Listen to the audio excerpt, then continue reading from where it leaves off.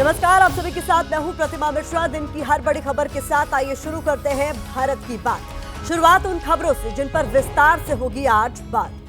पहली खबर होगी महाराष्ट्र से, जहां चुनाव नतीजों को आए 72 घंटे से ज्यादा वक्त बीत चुका है, लेकिन सीएम पर सस्पेंस अब भी बाकी है। इस बीच फडणवीस को सीएम बनाने का प्लान सी क्या है? अगर बीजेपी एकनाथ शिंदे और अजीत पवार दोनों का साथ छोड़ दे तो कैसे बनेगी फडणवीस सरकार? डिकोड करेंगे आपके लिए। बीजेपी के गेम चेंजर 7 विधायकों की फाइल भी खोलेंगे, दिखाएंगे वो कौन से विधायक हैं जो बिना शिंदे अजीत के भी फडणवीस के सीएम बनने का रास्ता साफ कर सकते हैं। शिंदे और अजीत गुट ने सीक्रेट मीटिंग क्यों की है, इसकी भी इनसाइड स्टोरी आपके लिए लेकर आए हैं। चुनाव के मैदान से संसद के सेंट्रल हॉल तक कैसे संविधान पर सियासी संग्राम जारी है, खबर ये भी होगी। संविधान दिवस पर कैसे मोदी और राहुल के बीच रण हो गया है, इस पर भी करेंगे चर्चा। भारत की बात में 8:30 बजे संभल हिंसा पर स्पेशल रिपोर्ट होगी। हिंसा में पुलिस की एफआईआर को आधार बनाकर साजिश के तार कहां तक फैले हैं, इसका राज भी आपके लिए हम खोलने वाले हैं। लेकिन आज हमारी कवर स्टोरी का फोकस है महाराष्ट्र का मुख्यमंत्री कौन। चुनाव नतीजे जारी हुए 72 घंटे से ज्यादा का वक्त बीत चुका है, लेकिन इस सवाल पर अब भी सस्पेंस बरकरार है। इस बीच नियमों के तहत मंगलवार को सीएम एकनाथ शिंदे ने राजभवन जाकर अपना इस्तीफा सौंप दिया। इस दौरान उनके साथ डिप्टी सीएम देवेंद्र फडणवीस और अजीत पवार भी मौजूद रहे। हालांकि नई सरकार बनने तक शिंदे कार्यवाहक मुख्यमंत्री बने रहेंगे। एक बार फिर लौटकर उस सवाल पर आते हैं कि महाराष्ट्र में सीएम की कुर्सी आखिर कौन संभालेगा। तो सीएम की रेस में देवेंद्र फडणवीस का नाम अब तक सबसे आगे चल रहा है। आज हमारी स्टोरी का विश्लेषण भी इसी से जुड़ा हुआ है। आज हम दर्शकों के लिए फडणवीस को सीएम बनाने का प्लान सी क्या है, महाराष्ट्र की सियासत के इस सीक्रेट को डिकोड करने वाले हैं। हालांकि गौर करने वाली बात यह भी है कि शिंदे गुट की तरफ से बयानों और संकेतों के जरिए बीजेपी पर प्रेशर पॉलिटिक्स की कोशिश की जा रही है। समर्थकों के जरिए बीजेपी पर शिंदे को सीएम बनाने का दबाव भी बनाया जा रहा है। मुंबई में शिवसेना की आध्यात्मिक सेना ने शिंदे को सीएम बनाए जाने की कामना के तहत हवन पूजन का आयोजन किया। हवन में शामिल लोगों ने शिंदे को दोबारा मुख्यमंत्री बनाए जाने की मांग भी की। इस प्रेशर पॉलिटिक्स से जुड़ी एक और तस्वीर भी इस बीच सामने आई, जिसमें सैकड़ों महिलाएं सिद्धिविनायक मंदिर में प्रार्थना के लिए पहुंच गई। इन महिलाओं ने शिंदे को सीएम बनाने के लिए पूजा अर्चना की। ये सभी महिलाएं सीएम चिकित्सा सहायता योजना से जुड़ी लाभार्थी थी। माना जाता है कि सियासत में संकेतों और बॉडी लैंग्वेज के भी गहरे मायने होते हैं। जो बात सीधे तौर पर नहीं कही जा सकती, वो उसे हाव भाव के जरिए जाहिर करने की कोशिश की जाती है। जैसे इस तस्वीर में तीनों नेताओं के चेहरे और बॉडी लैंग्वेज पर जरा गौर कीजिए। सीएम एकनाथ शिंदे राज्यपाल सीपी राधाकृष्णन को इस्तीफा देने के लिए पहुंचे थे। देवेंद्र फडणवीस और अजीत पवार भी इसी फ्रेम में उनके साथ आपको नजर आ रहे होंगे, लेकिन इस पूरे वीडियो में देवेंद्र फडणवीस सबसे ज्यादा कॉन्फिडेंट नजर आ रहे हैं। जैसे ही शिंदे अपने इस्तीफे का पत्र राज्यपाल को सौंपते हैं तो देवेंद्र फडणवीस भी 2 बार अपना हाथ आगे बढ़ाते हैं। बाद में चेहरे पर मुस्कान के साथ खड़े हो जाते हैं। इस पूरे वीडियो में देवेंद्र फडणवीस के चेहरे के हाव भाव शिंदे और अजीत पवार दोनों से बिल्कुल अलग हैं। मानो उन्हें पूरा विश्वास है कि महाराष्ट्र के नए मुख्यमंत्री वही बनने वाले हैं, लेकिन दावे दोनों तरफ से हो रहे हैं। बीजेपी और शिवसेना शिंदे गुट के नेता अपने अपने बयानों से मुख्यमंत्री पद को लेकर माहौल को गरमा रहे हैं। जैसे शिवसेना शिंदे गुट के सांसद नरेश महस्के ने कहा है कि मुख्यमंत्री एकनाथ शिंदे ही बने। केंद्रीय मंत्री रामदास आठवले कह रहे हैं कि देवेंद्र फडणवीस ही सीएम बने। शिंदे गुट के नेता संजय शिरसाट का कहना है कि सीएम शिंदे को ही बनाया जाना चाहिए, इससे बीएमसी चुनाव में फायदा होगा। एकनाथ शिंदे के करीबी दीपक केसरकर ने कहा है कि पीएम मोदी और शाह जो निर्णय करेंगे वो शिंदे को स्वीकार होगा। उधर अजीत पवार ने कहा है कि मुख्यमंत्री पद को लेकर किसी फॉर्मूले पर कोई भी चर्चा नहीं चल रही है। इसी बीच सीएम पद के लिए एकनाथ शिंदे की दावेदारी में उनकी पार्टी के एक नेता मनीषा कायंदे 2 कदम और आगे निकल गए। उन्होंने प्रधानमंत्री नरेंद्र मोदी की चर्चित नारे एक है तो सेफ है का शिंदे वर्जन पोस्ट कर दिया, जिसमें लिखा है एकनाथ है तो सेफ है। यानी बीजेपी के नारे से बीजेपी पर शिंदे को सीएम बनाने का दबाव बनाया जा रहा है। दोनों तरफ से सीएम पद को लेकर बयानों के जरिए कैसे जोर आजमाइश हो रही है, नेताओं के दावों वाली एक रिएक्शन रील आपको दिखाते हैं।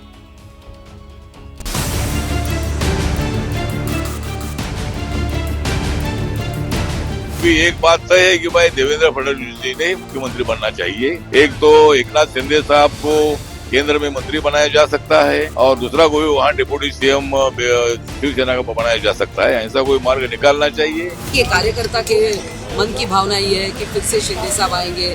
अनेक लोगों की भी इच्छा है।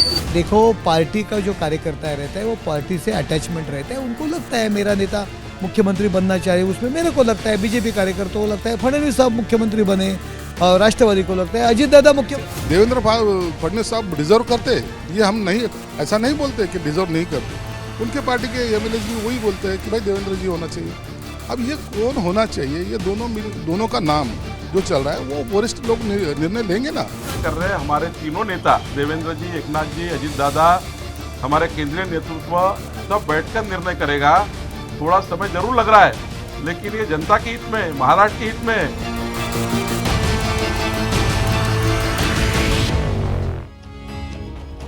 तो शिंदे गुट के नेता भले ही अपनी दावेदारी में दम भर रहे हों, लेकिन महाराष्ट्र का सीएम बीजेपी से ही होगा। एबीपी न्यूज को सूत्रों से जो जानकारी मिली है उसके मुताबिक ये तय हो चुका है। अब आपको बताते हैं कि बीजेपी के पास वो कौन से 3 ऑप्शन या विकल्प है, प्लान ए, बी और सी क्या है, जिनसे फडणवीस महाराष्ट्र के नए मुख्यमंत्री बन सकते हैं।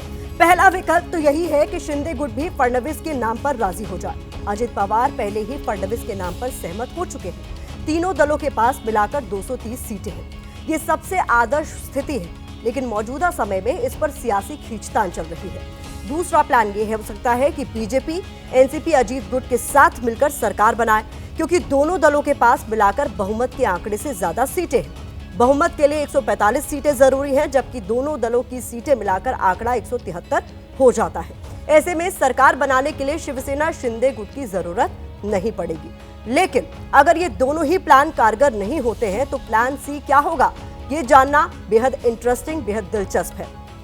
अब आपके सामने देवेंद्र फडणवीस को सीएम बनाने वाले प्लान सी की सीक्रेट सियासी फाइल खोल देते हैं, क्योंकि इस प्लान की चर्चा आपने कहीं और न सुनी होगी और ना ही देखी होगी।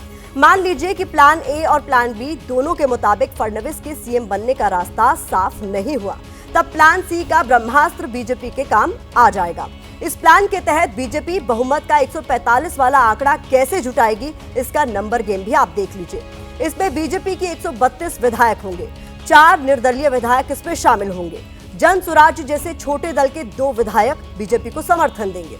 इसके अलावा 7 समर्थक विधायकों को साथ जोड़कर बीजेपी बहुमत का 145 वाला आंकड़ा जुटा लेगी। हमारे संवाददाता गणेश ठाकुर ने जो जानकारी दी है उसके मुताबिक ये 7 विधायक बीजेपी के समर्थक हैं। इनमें से 4 शिंदे गुट के टिकट पर चुनाव लड़कर जीते हैं, तो बाकी 3 अजित पवार वाली एनसीपी के टिकट पर चुनाव लड़कर विधानसभा पहुंचे हैं। यानी प्लान ए और बी फेल हुए तो यही विधायक बीजेपी के प्लान सी को कामयाब बनाएंगे और देवेंद्र फडणवीस को मुख्यमंत्री की कुर्सी तक पहुंचाएंगे। कुल मिलाकर कहा जाए तो शिंदे और अजीत गुट के 7 विधायक असली गेम चेंजर इस पूरे खेल में साबित हो सकते हैं। मुख्यमंत्री पद के लिए एक तरफ बीजेपी अपनी बिसात बिछाने में जुटी है, तो दूसरी तरफ एकनाथ शिंदे और अजीत पवार के बीच भी पर्दे के पीछे सीएम को लेकर संभावनाएं तलाशी जा रही हैं। महाराष्ट्र में सीएम को लेकर एबीपी न्यूज संवाददाता गणेश ठाकुर ने सूत्रों के हवाले से बड़ी खबर दी है। इसके मुताबिक शिंदे कैंप ने अजीत पवार गुट से मुख्यमंत्री पद के लिए समर्थन मांगा है। शिंदे गुट ने समर्थन के लिए अजीत गुट से संपर्क साधा है। खबर यह भी है कि शिंदे गुट और अजीत पवार गुट के बीच 1 घंटे तक इस मुद्दे को लेकर चर्चा हुई। तो क्या महायुति में मुख्यमंत्री को लेकर ऑल इज वेल नहीं है, ये बड़ा सवाल है। सवाल ये भी है कि क्या बीजेपी अकेले दम पर या शिवसेना शिंदे गुट से अलग होकर सरकार बनाएगी।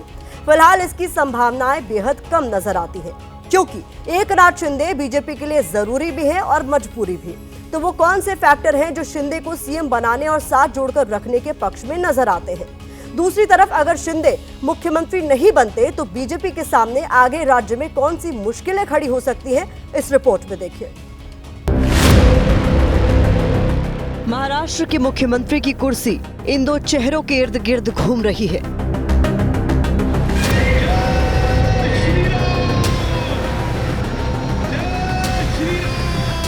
कौन किसे मात देकर सत्ता के सिंहासन पर बैठेगा, मुंबई से लेकर दिल्ली तक सियासी गलियारों में यही चर्चा है।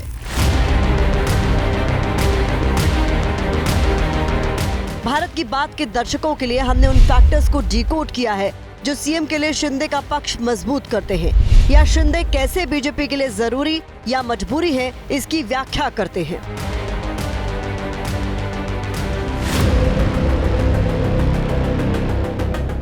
महाराष्ट्र के नतीजों में भले ही इस बात पर मुहर लग गई हो कि शिंदे सेना ही असली शिवसेना है,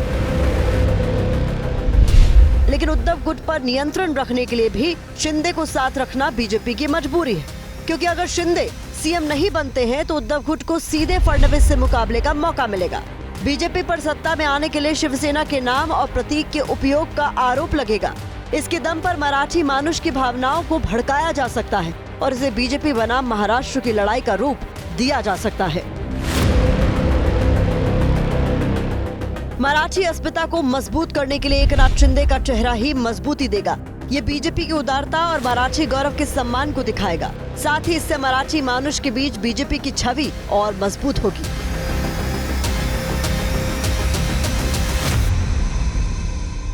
सरकार का नेतृत्व एकनाथ शिंदे कर रहे थे और इतना भारी भरकम बहुमत उनके नेतृत्व में मिला है, और वो एक ऐसा चेहरा है जिसको महाराष्ट्र में लाडली बहन से लेकर सबने स्वीकार किया है। उनका आग्रह ये है कि अगर उनको आप निकालते हैं तो इसका गलत मैसेज जाएगा और उद्धव ठाकरे की शिवसेना इसका गलत इस्तेमाल करेगी और बोलेगी देखो इनको यूज एंड थ्रो की पॉलिसी के अंदर फेंक दिया। भारत की बात में अब बात कर लेते हैं भारत के संविधान की। देश आज संविधान दिवस मना रहा है। 75 साल पहले आज ही के दिन संविधान सभा ने संविधान अपनाया था। इसी के साथ तय हो गया था कि देश किसी धार्मिक किताब या किसी व्यक्ति की इच्छा से नहीं बल्कि संविधान के हिसाब से चलेगा। 75 साल बाद संविधान एक बार फिर सियासत के सेंटर में है। संविधान के नाम पर राजनीति हो रही है। नेता एक दूसरे को संविधान का दुश्मन बताकर एक दूसरे पर हमले कर रहे हैं। क्या वजह है कि सियासी दल संविधान पर दांव चल रहे हैं? आज इसी मुद्दे पर करेंगे बात, लेकिन उससे पहले कुछ सवाल जो हमारे विश्लेषण के लिए बहुत जरूरी है। क्या वाकई देश का संविधान खतरे में है? क्या संविधान को खत्म करने की साजिश हो रही है? संविधान खत्म किए जाने का डर सबसे ज्यादा किसे और क्यों सता रहा है? आज संविधान दिवस पर यह सवाल बेहद अहम हो जाते हैं, क्योंकि पिछले कुछ सालों से कांग्रेस के नेता संविधान को लेकर तरह तरह के दावे करते आए हैं।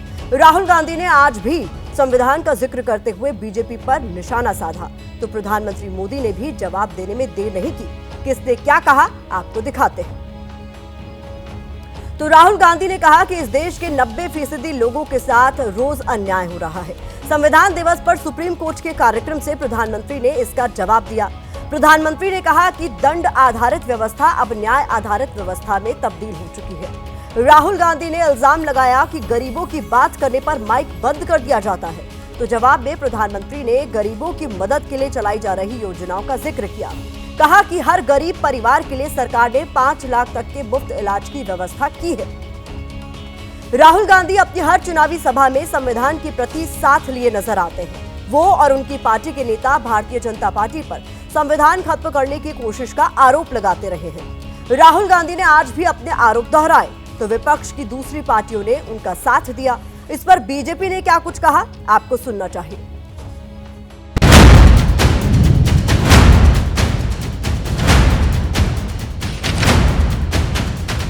इसमें कहीं लिखा है कि किसी व्यक्ति को मारना चाहिए, डराना चाहिए, काटना चाहिए? तो ये सत्य और अहिंसा की किताब है। इस देश में 90% लोगों के साथ अन्याय हो रहा है।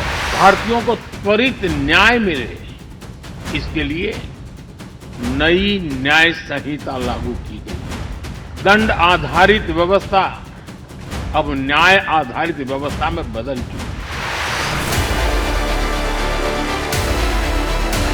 चंद लोग संविधान की तारीफ तो करते हैं, उसको नमन करते हैं और इतनी भाव भक्ति बाहर दिखाते हैं, उतना ही संविधान को अंदर से काटते हैं।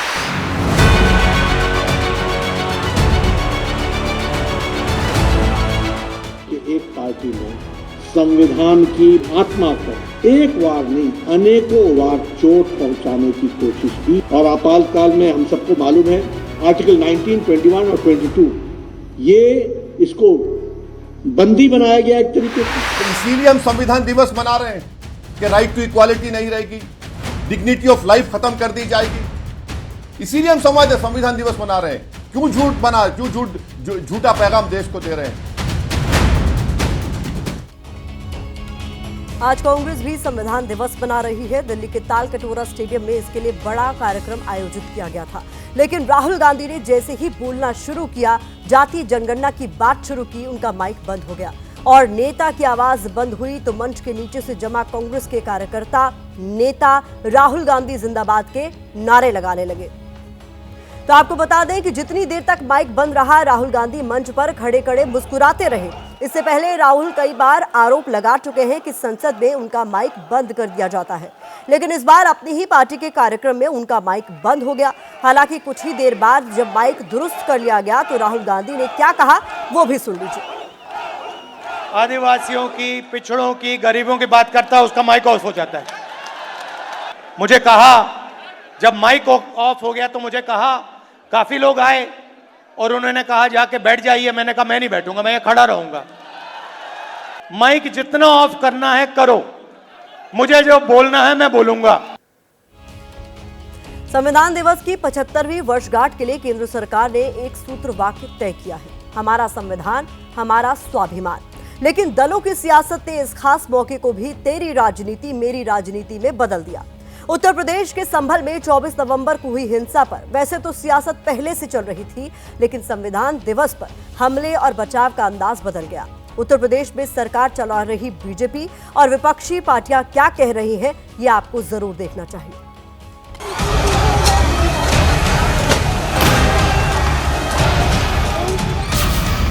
संविधान दिवस के दिन उत्सव मनाया जा रहा था।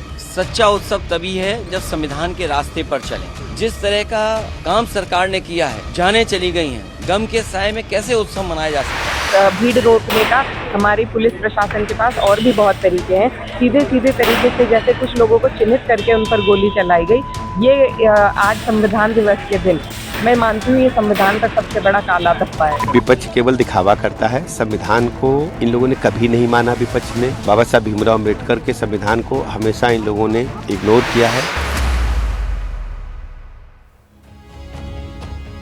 संविधान का असली हितैषी कौन, कल तक इस पर एक और लड़ाई छिड़ी हुई थी, जिसे कल सुप्रीम कोर्ट ने खत्म कर दिया। ये लड़ाई संविधान की प्रस्तावना में मौजूद 2 शब्दों पर थी। ये शब्द हैं धर्मनिरपेक्ष और समाजवादी। सुप्रीम कोर्ट में अर्जी देकर इन दोनों शब्दों को संविधान की प्रस्तावना से हटाने की मांग की गई थी। अर्जी देने वालों में शामिल बीजेपी नेता सुब्रमण्यम स्वामी, वकील अश्विनी उपाध्याय और बलराम सिंह की दलील थी कि धर्मनिरपेक्ष और समाजवादी शब्दों को प्रस्तावना में जोड़ना संविधान के मूल ढांचे के खिलाफ, इसलिए इन्हें हटाया जाना चाहिए। याचिका में यह भी कहा गया था कि संविधान की प्रस्तावना को संशोधित या निरस्त नहीं किया जा सकता, इसीलिए संशोधन वापस लिया जाना चाहिए। आपकी जानकारी के लिए यहां बता दें कि धर्मनिरपेक्ष और समाजवादी शब्द 1949 में अपनाई गई संविधान की मूल प्रस्तावना में शामिल नहीं थे। इन दोनों शब्दों को साल 1976 में तत्कालीन प्रधानमंत्री इंदिरा गांधी ने 42वें संशोधन के जरिए संविधान में जोड़ा था। उस समय देश में आपातकाल लागू था। कल सुप्रीम कोर्ट में सुनवाई के दौरान चीफ जस्टिस संजीव खन्ना की अध्यक्षता वाली बेंच ने सभी याचिकाएं खारिज कर दी। कोर्ट ने कहा कि संविधान में दर्ज समाजवादी और धर्मनिरपेक्ष शब्द लोकतंत्र की बुनियादी विशेषताएं बताते हैं। कोर्ट ने आगे कहा कि 1976 से अब तक दोनों शब्दों को व्यापक सहमति मिल चुकी है और इन दोनों शब्दों से चुनी हुई सरकारों की नीतियां प्रभावित या बाधित नहीं हुई है। कोर्ट ने आगे दोनों शब्दों के प्रशासनिक मायने भी समझाए। कोर्ट ने कहा कि धर्मनिरपेक्षता का अर्थ है कि राज्य धर्म से अलग रहेगा, सुनिश्चित करेगा कि सभी धर्मों का सम्मान हो। वहीं समाजवादी शब्द का मतलब सभी नागरिकों के लिए समान अवसर और विकास तय करने से है। सुप्रीम कोर्ट ने धर्मनिरपेक्ष और समाजवादी शब्द हटाने की मांग वाली याचिकाएं भले ही खारिज कर दी, लेकिन इन शब्दों पर सियासी घमासान अब भी जारी है। संविधान में 2 शब्द नहीं थे, सेकुलर शब्द भी नहीं था और समाजवादी शब्द भी नहीं था, सोशलिस्ट शब्द भी नहीं था। इन 2 शब्दों को भारत के संविधान में डाल करके भारत के संविधान की आत्मा के गले को घोंटने का काम कांग्रेस ने किया था, कांग्रेस ने किया था। रक्षा का अधिकार है, हम कोई मरने के लिए भर्ती थोड़ा ही हो रहे हैं पुलिस में। अरे भाई हम इनसे मार देंगे, हम मरने के लिए भर्ती हो रहे हैं पुलिस में।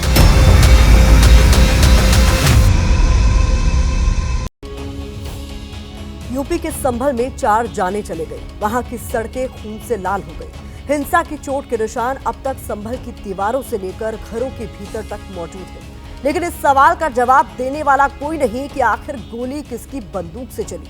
संभल हिंसा को लेकर हुई एफआईआर की जो कॉपी सामने आई है वो कहती है कि दंगाइयों ने पुलिस से हथियार लूट लिए थे और फिर पुलिस से ही लूटे गए हथियारों से दंगाइयों ने पुलिस पर ही फायरिंग की थी। लेकिन एफआईआर से अलग एक नई थ्योरी भी सामने आई है। योगी सरकार के मंत्री ने दावा किया है कि संभल में तुर्क बनाम पठान की जंग में हिंसा हुई।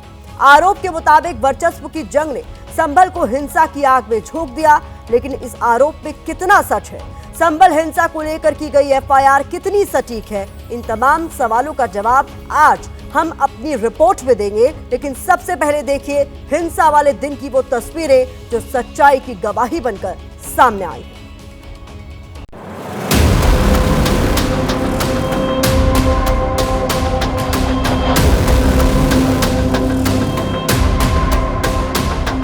महज 32 सेकंड की इस तस्वीर को ध्यान से देखिएगा जो मस्जिद की इमारत से उस वक्त ली गई थी जब संभल में हिंसा भड़की नहीं थी।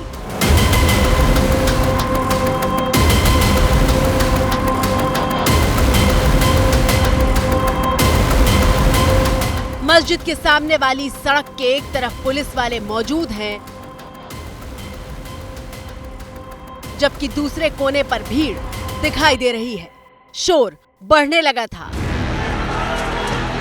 सब जाओ, जाओ। और घरों के दरवाजे, खिड़की और बालकनी से महिलाएं बाहर झांकती हुई दिखाई दे रही थी।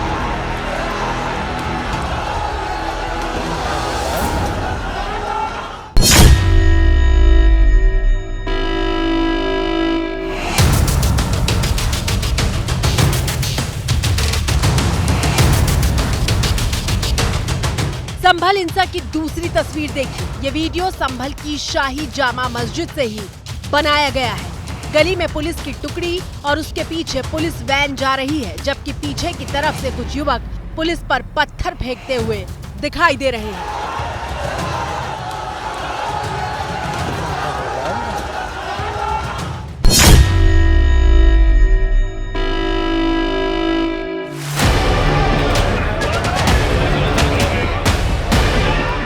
संभल में हिंसा वाले दिन क्या हो रहा था उसकी गवाही बनकर मौजूद अब इस तीसरी तस्वीर को देखिए, जहां युवक पत्थरबाजी भी कर रहे हैं और कुछ लोग सड़क पर खड़ी बाइक को आग के हवाले करने की कोशिश कर रहे हैं।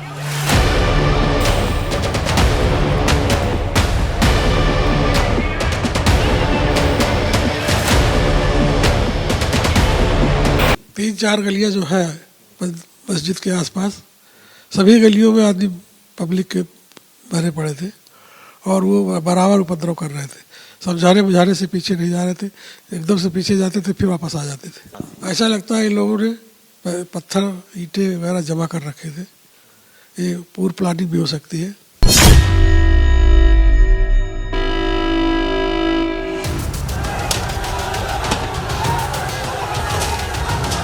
53 सेकंड की चौथी तस्वीर में कार पर पत्थरबाजी की जा रही है। ये वीडियो भी मस्जिद से ही बनाया गया है। कैमरा हिलता डुलता है, कुछ लोग छत पर दिखाई दे रहे हैं, पीछे से तोड़फोड़ की आवाजें सुनाई दे रही है और मस्जिद के सामने की सड़क पर पुलिस की छोटी सी टुकड़ी खड़ी दिख रही है, जबकि वहां जमा भीड़ ताबड़तोड़ पत्थर चला रही है।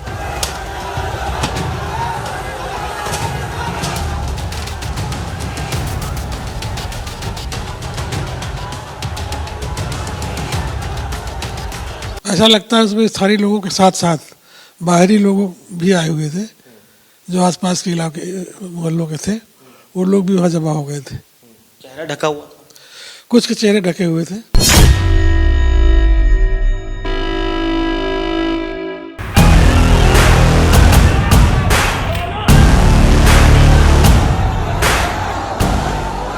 और ये है वो पांचवी तस्वीर जब पत्थरबाजी और हिंसा के शोर के बाद संभल के आसमान में आग की लपटों का धुआं दिखाई देने लगता है।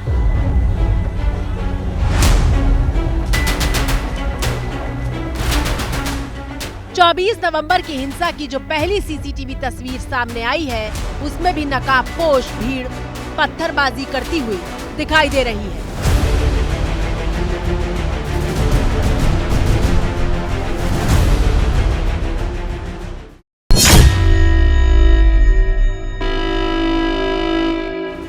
ये संभल की शाही जामा मस्जिद की 3 अलग अलग गलियों में ड्रोन से ली गई वो तस्वीरें हैं जो बता रही हैं कि मस्जिद में सर्वे शुरू हुआ तो कैसे वहां का माहौल बदलने लगा था, भीड़ जुटने लगी थी।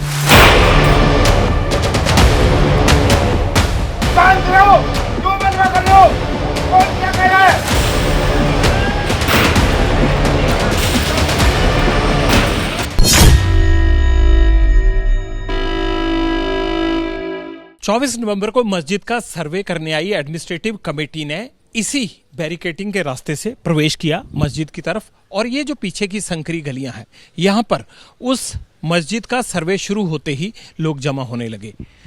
ये देखिए मस्जिद के चारों तरफ का वो घुमावदार रास्ता है जो आबादी के बीचों बीच मस्जिद के चारों तरफ से घूमता है। इस तरफ भी लिखा गया है कि शाही जामा मस्जिद संभल, यानी ये जो संकरी गलियां निकल रही हैं ये सभी मस्जिद की तरफ जाती हैं। लेकिन अब ये वो इलाका है जहां से हिंसक भीड़ ने मस्जिद में हो रहे सर्वे का विरोध करने के लिए हिंसक रूप अख्तियार किया।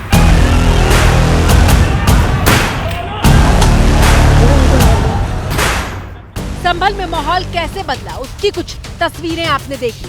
संभल हिंसा को लेकर जो एफआईआर सामने आई है उसके मुताबिक सुबह करीब 8:45 बजे सर्वे की टीम जब मस्जिद में मौजूद थी उसी वक्त 800 से 900 लोगों की भीड़ मस्जिद से 100 कदम दूर नारेबाजी करने लगी। पत्थरबाजी करते हुए भीड़ सर्वे का विरोध करने लगी और सर्वे टीम को बाहर खदेड़ने पर आमादा हो गई। ये जो बैक साइड वाला हिस्सा है सारी भीड़ इसी तरफ जमा थी। यहाँ पर इस गली में जो ये गाड़ी खड़ी है सीओ साहब की, यहाँ पर ये जो राख पड़ी हुई है यहीं इस गली पर जो थे लोग खड़े हुए थे और जो दंगे की शुरुआत हुई है हिंसा की वो यहीं से हुई है। भीड़ इन सब गलियों में थी, सबसे ज़्यादा भीड़ इस गली में थी और यहाँ से शुरुआत हुई है, इस पॉइंट से शुरुआत हुई है। ये लगभग 9:30 बजे के बाद की जो शुरुआत हुई हंगामा।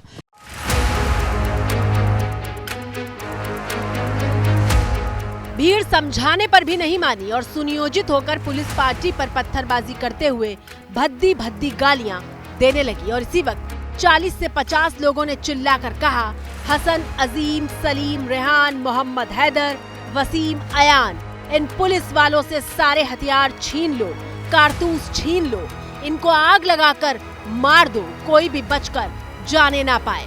हम अपनी मस्जिद में सर्वे नहीं होने देंगे, मस्जिद हमारी है, इसमें कोई सर्वे नहीं हो सकता। पुलिस के मुताबिक हथियार छीनने के ऐलान के बाद मैगजीन और कारतूस लूट लिए गए। लेकिन इसके बाद कहानी का वो हिस्सा शुरू होता है जिस पर सबसे बड़ा विवाद है। वो विवाद जिसके बाद विपक्ष सरकार और प्रशासन को सवालों के घेरे में खड़ा कर रहा है। हमने कल भी भारत की बात में यही सवाल पूछा था कि अगर पुलिस की बंदूक से गोली नहीं निकली तो संभल में 4 लोगों की मौत आखिर कैसे हुई। अब योगी सरकार के मंत्री के दावे के बाद संभल हिंसा में नया ट्विस्ट आ गया है। मंत्री का दावा है कि संभल में 2 गुटों के बीच वर्चस्व की लड़ाई में हिंसा भड़की।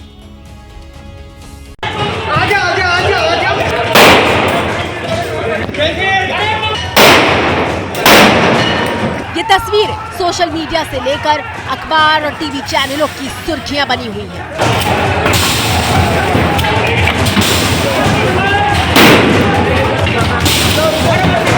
पुलिस का दावा है कि उनकी बंदूक से गोलियां नहीं बल्कि आंसू गैस फायर किया जा रहा था। उसमें आंसू गैस के गोले छोड़ने की बंदूक है। जो पिस्टल है वो पैलेट गन के तौर पे इस्तेमाल होती है। तो प्लास्टिक की गोलियां चलाई जा रही थी। आंसू गैस की गोली चलेंगे तो भी आपको आवाज आएगी। वो पिस्टल से हाथ फायर होती जो फायर है पैलेट भी चलेगा तब भी ऐसे ही होगा। आप पैलेट गन चला के देखिए उसमें भी ऐसे ही होगा। पुलिस के मुताबिक भीड़ को काबू करने के लिए प्लास्टिक की गोलियां दागी जा रही थी। पोस्टमार्टम रिपोर्ट में कहीं से भी किसी को भी पुलिस की गोली जो 315 बोर के वो कैसे आ गया? 315 बोर के आए। कहीं आपको पुलिस के हाथ में देसी तमंचे या 315 बोर की गन कोई दिखाई दे रही है? घर की छतों पर से आजकल सब लोग मोबाइल फोन से वीडियो बना लेते हैं, तो क्यों नहीं वीडियो ऐसा बना लिया गया कि नहीं देखो ये पुलिस के हाथ में तमंचा है या पुलिस के हाथ में देसी गन है? किसी ने नहीं बनाया। बिना साक्ष्यों के बात करना बहुत दुर्भाग्यपूर्ण है। ये सिर्फ इस चीज को बिगाड़ेगा ही। पुलिस संभल हिंसा में किसी भी तरह की फायरिंग से इनकार कर रही है। पुलिस बार बार कह रही है कि उसकी गोली से किसी की जान नहीं गई। पुलिस के इस दावे पर समाजवादी पार्टी के नेता और यूपी विधानसभा में नेता विपक्ष माता प्रसाद पांडे ने प्राइवेट हथियार वाली थ्योरी पेश की है। प्राइवेट हमने अपने आंख से देखा है, कई लोग अपने प्राइवेट असलहे जो रखते हैं वो भी लेके पुलिस वाले चलते हैं, इसलिए उसका प्रयोग नहीं करते क्योंकि उसमें ये फंस जाएंगे, सरकारी गोली बरामद हो जाएगी, सरकारी बंदूक बरामद हो जाएगी, पता चल जाएगा तो इसमें सीधे मुलजिम बन जाएंगे। लेकिन योगी सरकार के मंत्री ने तुर्क और पठान के बीच वर्चस्व की जंग का नया एंगल देकर संभल हिंसा को नया मोड़ दे दिया है। एक पक्ष सांसद का पक्ष है, एक पक्ष समाजवादी पार्टी के विधायक का, मौजूदा विधायक का पक्ष है, और ये लगातार पिछले कई सालों से देखने को मिला है, या मेरे को तो पीढ़ियों से देखने को मिल रहा है कि अब ये दो पक्ष आपस में वर्चस्व की लड़ाई में वहाँ पे दंगा कराते हैं, लड़ाई लड़ते हैं, वहाँ के माहौल को खराब करते हैं। और यही संभल में हुआ भी कि ये दो पक्ष आपस में भिड़े, गोलीबारी आपस में करेगी, पत्थरबाजी करी गई और वहाँ पे दंगा कराने का प्रयास किया गया। सुना आपने, योगी सरकार के मंत्री नितिन अग्रवाल का दावा है कि संभल में एक सांसद और एक विधायक के बीच वर्चस्व स्थापित करने के लिए न सिर्फ संभल का दंगा हुआ बल्कि गोलियां भी चलाई गई। मंत्री नितिन अग्रवाल का इशारा सांसद जियाउर रहमान बर्क और समाजवादी पार्टी के विधायक इकबाल महमूद की तरफ है। संभल हिंसा में पुलिस ने समाजवादी पार्टी के सांसद जियाउर रहमान बर्क और एसपी विधायक के बेटे सुहेल इकबाल को आरोपी बनाया है। और ये तुर्क बनाम पठान की क्या थ्योरी? इसका क्या मतलब है? ये रंग दिया जा रहा है कि ये विवाद तुर्क बनाम नहीं नहीं, कोई तुर्क बनाम आप सुहेल इकबाल को भी नामजद कर दे तो, और आप वर्क साहब के बच्चे को क्या सच्चाई है? वही तो पूछ रहा हूँ आपसे। आप दोनों को तो नामजद कर रहे हो, दोनों को मुलजिम बना रहे हो, फिर कह रहे हो तुर्क बनाम पठान हो गया। विपक्ष तुर्क बनाम पठान वाली थ्योरी को सिरे से खारिज कर रहा है, जबकि बीजेपी नेता इस थ्योरी को वजन देने के लिए तथ्य पेश करने में जुटे हैं। और वहाँ के लोग सब जानते हैं किस प्रकार से शफीकुर रहमान बर्क जो सांसद रहे और इकबाल महमूद जी का परिवार या उनके पिताजी भी विधायक रहे हैं, तो जिस प्रकार के वहाँ वर्चस्व की इन लोगों की लड़ाई है। अब ये चूंकि दोनों समाजवादी पार्टी में है तो समाजवादी पार्टी में ही अब वर्चस्व की लड़ाई ये है, और इसी प्रकार से ये जो घटना हुई है। तुर्क बनाम पठान की स्टोरी को अगर सही माना जाए तो इसके मुताबिक एसपी सांसद जियाउर रहमान बर्क और एसपी विधायक के बीच वर्चस्व की लड़ाई हुई, लेकिन हिंसा को लेकर दर्ज एफआईआर कुछ और ही कहती है। एफआईआर के मुताबिक समाजवादी पार्टी के सांसद जियाउर रहमान बर्क हिंसा से 2 दिन पहले जामा मस्जिद गए थे और नमाज के दौरान भड़काऊ बयानबाजी करके राजनीतिक फायदे के लिए सांप्रदायिक माहौल खराब किया। एफआईआर में लिखा है कि 24 नवंबर को सर्वे के वक्त विधायक के बेटे सुहेल इकबाल वही मौजूद थे और भीड़ को ये कहकर उकसा रहे थे कि जियाउर रहमान बर्क हमारे साथ हैं, हम लोग तुम्हारे साथ हैं, कुछ नहीं होने देंगे। एफआईआर के मुताबिक विधायक इकबाल महमूद के बेटे सुहेल इकबाल ने भीड़ से कहा कि अपने मंसूबे को पूरा करो, और ये सुनने के बाद भीड़ उग्र हो गई थी। एबीपी न्यूज संवाददाता जगविंदर पटियाल ने विधायक और उनके बेटे से बात की तो उन्होंने मौके पर अपनी मौजूदगी से साफ इनकार किया। जी एक बात मेरा ज़मीर ने कहा कि मैं जाऊं, लेकिन मेरी समझदारी ने ये कहा कि भाई इस वक्त ही कंट्रोल करना नहीं हो पाएगा, इस वक्त हो सकता है कि आग में घी डालने वाला काम हो जाए। भीड़ कितनी थी अंदाज़न? मुझे पता ही नहीं, मुझे तो वो चीज़ देखी ही नहीं, मैं वहाँ गया ही नहीं, मुझे पता है क्या। सुहेल इकबाल तुर्क बनाम पठान के बीच वर्चस्व की जंग वाले बीजेपी के आरोप को भी सिरे से खारिज कर रहे हैं। दावा तो ये भी किया जा रहा है कि सांसद और विधायकों के कुछ समर्थकों में अनबन थी, इसलिए आपस में लड़ मरे हैं। ये कोई यहाँ पर सियासत चल रही है क्या? हम लोग तो देखिए, जो हमारा पॉलिटिकल विचारधारा हो सकती है अलग हो, लेकिन हमने कभी आज तक पर्सनल वॉर कभी नहीं हुआ। ये संभल पूरी जनता जानती है। पर्सनल बात अलग होती है और राजनीतिक बात अलग होती है। तुर्क बनाम पठान के बीच वर्चस्व की जंग ने तूल पकड़ा तो हम इतिहास की तरफ चले। हमने अलीगढ़ मुस्लिम विश्वविद्यालय के प्रोफेसर मानवेंद्र कुमार पुंडीर से बात की, जो कहते हैं कि दोनों गुटों के बीच संघर्ष इतिहास में भी नहीं था। किसी भी लेवल पर ये एक ही उसके नहीं थे और ना ही कहीं मिले। अब इसमें जो हमारे क्या कहते हैं संभल में प्रॉब्लम चल रही है उसमें कहीं तुर्क और उसका संघर्ष किसी भी तरीके से ये नहीं है। भैया इंडिया में आए, इंडिया में इन्होंने किसी एक ही टाइम में आके यदि अपने राज्य की स्थापना की होती तो इनमें संघर्ष होता, और संघर्ष भी नहीं था। आप ये तो हुई इतिहास की बात, लेकिन करीब 25 साल से जो संभल को जानते हैं, वहाँ पत्रकारिता कर रहे हैं, वो भी कहते हैं कि कभी तुर्क और पठानों के बीच यहाँ संघर्ष जैसा कुछ नहीं हुआ। नवाब इकबाल साहब का और डॉक्टर शफीकुर रहमान, स्वर्गीय शफीकुर रहमान बर्क साहब का आपसी रंजिश थी, राजनीतिक रंजिश थी वो, लेकिन मिलते भी थे तो आमने सामने दोनों एक दूसरे के सम्मान करते थे। उनके अंदर भी कभी उस बात को लेकर कोई ये नहीं था कि वो तुर्क हैं और मैं पठान हूँ, और इस बात को लेकर ऐसा कोई वो न विवाद था। और यहाँ की जनता में संभल क्षेत्र की या मुरादाबाद मंडल में कभी इस तरह का विवाद भी नहीं उठा। तो सुना आपने, इतिहासकार से लेकर संभल की जमीन पर 25 साल से मौजूद पत्रकार तक तुर्क और पठानों के बीच संघर्ष की थ्योरी को खारिज कर रहे हैं, लेकिन संभल हिंसा पर राजनीति तो हो रही है।